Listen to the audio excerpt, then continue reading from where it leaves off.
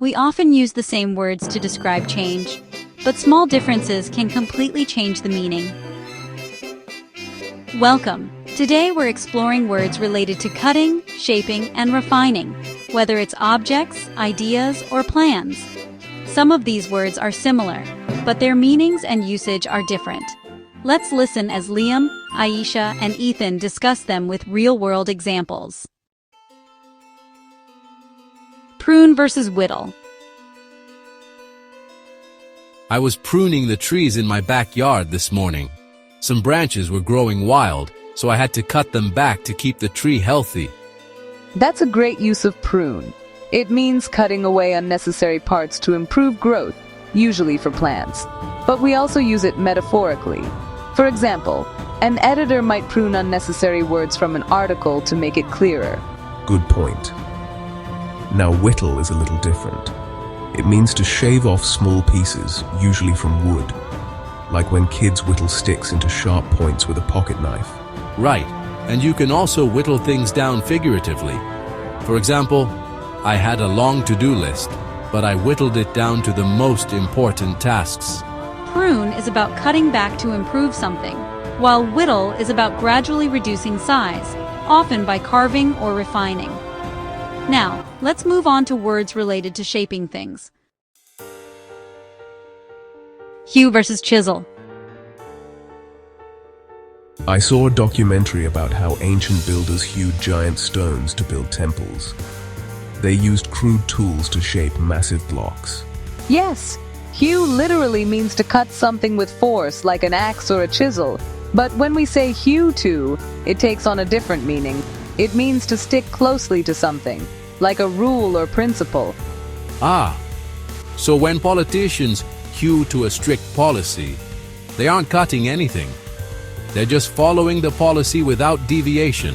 Exactly. It comes from the idea of cutting along a straight path. Think of a woodcutter following a precise line. If they stray, the whole structure might be ruined. So hew is about rough cutting, but hew to is about strict adherence. That's an interesting shift in meaning. Yeah, language is funny that way. And speaking of cutting, chisel has a slightly different nuance.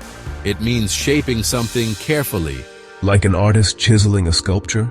Right.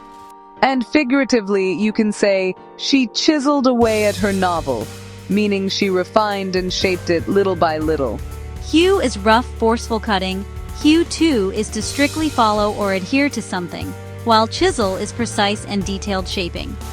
Now let's discuss words related to shortening things.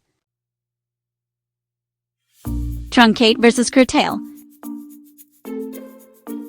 I was watching a movie on my flight, but they truncated it by cutting out the ending to fit the schedule. That's frustrating. Truncate means cutting off a part, especially the end. It happens in speeches too. If someone talks too long, the host might truncate their speech by skipping the last few sentences. Now, curtail is similar but broader. If a company is losing money, they might curtail spending, meaning they reduce it overall, not just at the end. That makes sense. Truncate means to cut short at the end, while curtail means to reduce or limit something overall. Next, let's look at words for cutting something off entirely. Sever versus Abscission. I read a story about a company severing ties with a supplier because of a dispute. That means they completely ended the relationship. Yes, sever means to cut something off completely, whether it's a rope, a connection, or even a friendship. It's often used for serious, irreversible separations. And what about abscission? I've never heard that in daily conversation. It's more of a scientific term. In autumn, trees go through abscission, which means they shed their leaves naturally. It's used mainly in biology. So if you sever something, you're cutting it off deliberately. But abscission happens naturally, like a plant shedding leaves. Sever is an intentional break, while abscission is a natural process of cutting away. Now, let's look at two words that deal with limits and refinement. Circumscribe versus hone. Some governments circumscribe free speech by placing restrictions on what people can say. Yes, circumscribe means to set boundaries or limits around something. It comes from Latin, meaning to draw a circle around.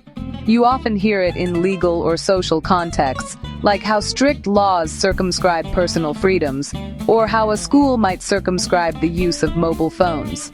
Right. So it's about restriction rather than complete removal. But hone is the opposite. It's about refinement and improvement, right? Exactly. If you hone something, you're sharpening or perfecting it. Athletes hone their reflexes, artists hone their craft, and public speakers hone their presentation skills by practicing over and over. Ah, I understand. So, a coach might circumscribe the types of plays a rookie can attempt, but over time that same player will hone their skills and earn more freedom. I like that example. You could also say that a writer hones their storytelling by rewriting and refining their work.